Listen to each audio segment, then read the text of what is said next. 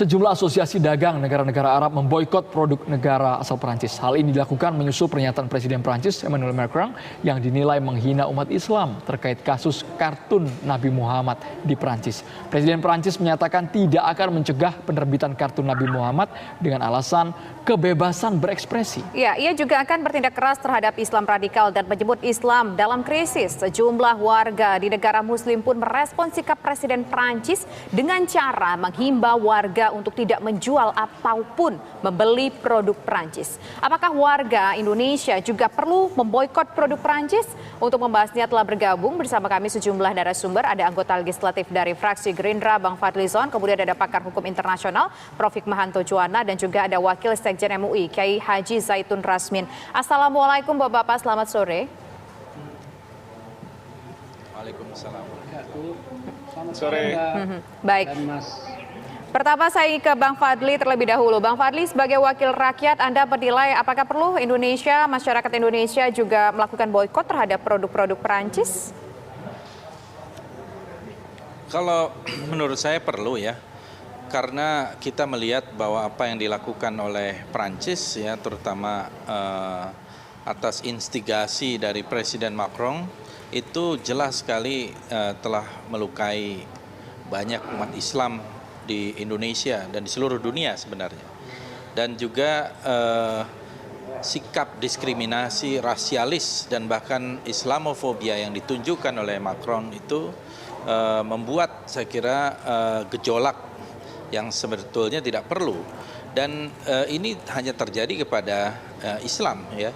Bagaimana dengan sikap Macron terhadap antisemitisme, nah itu agak berbeda. Jadi di situ dilihat ada diskriminasinya.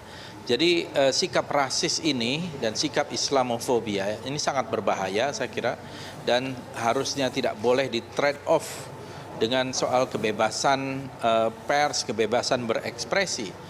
Ya, kalau semua kebebasan berekspresi itu tanpa batas, apalagi ini menyinggung masalah agama, hal-hal yang sangat prinsipil bagi setiap umat Islam atau umat agama lain, kalau dihina juga, misalnya nabinya atau Tuhannya dan sebagainya, itu sangat berbahaya ya, karena itu sudah melewati kebebasan orang lain ya, atau hak orang lain untuk beragama, menjalankan agama dan kepercayaannya dan sebagainya menurut konstitusi kita.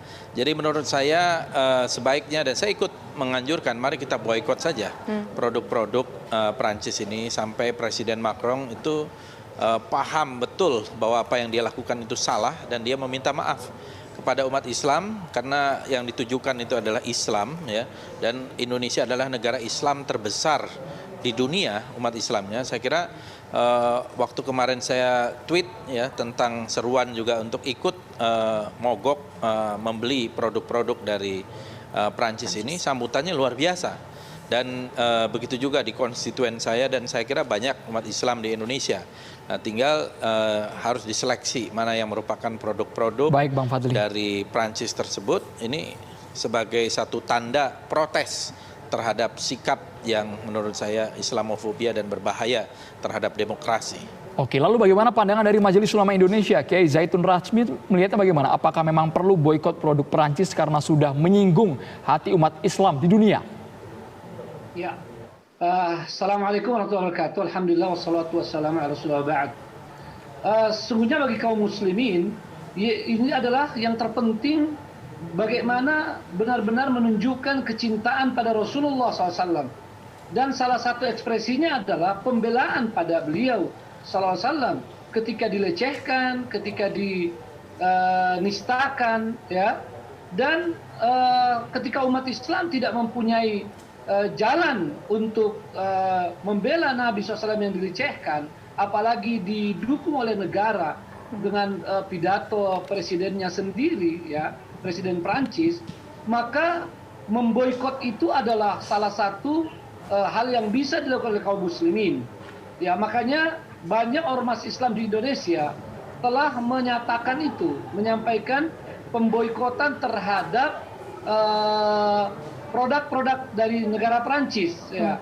Karena bagi muslim, bagi orang beriman, wajib untuk membela Nabi SAW sebagai bentuk kecintaan.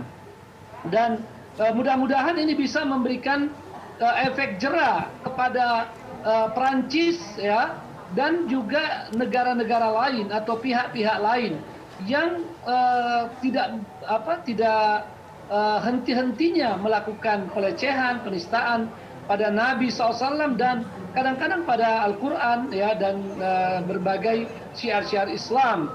Nah, kalau kita lihat bahwa pidato Presiden Prancis yang mengatakan Islam telah mengalami krisis di mana-mana ya, dan karenanya kemudian dia merasa perlu untuk membatasi gerak Islam di Prancis, ini akan menjadi bumerang bagi dia dan bagi negara Prancis, bahkan negara-negara Eropa. Apalagi ketika mendukung, ketika membackup orang-orang yang melecehkan Nabi hanya dengan alasan kebebasan ekspresi. Kalau kebebasan ini tidak diatur, maka semua orang bisa melakukan hal-hal yang fatal. Ya. Walaupun demikian, kita ingin sampaikan pada setiap Muslim untuk tidak melakukan tindakan-tindakan yang tidak terkontrol, apalagi misalnya melakukan kekerasan pada setiap orang Prancis. Itu bukan ajaran Islam. Ya, ajaran Islam tidak memberikan hukuman bagi mereka yang tidak bersalah, tetapi untuk ekonomi ini sangat penting agar bisa menjadi pelajaran bagi mereka di Prancis dan di tempat lain.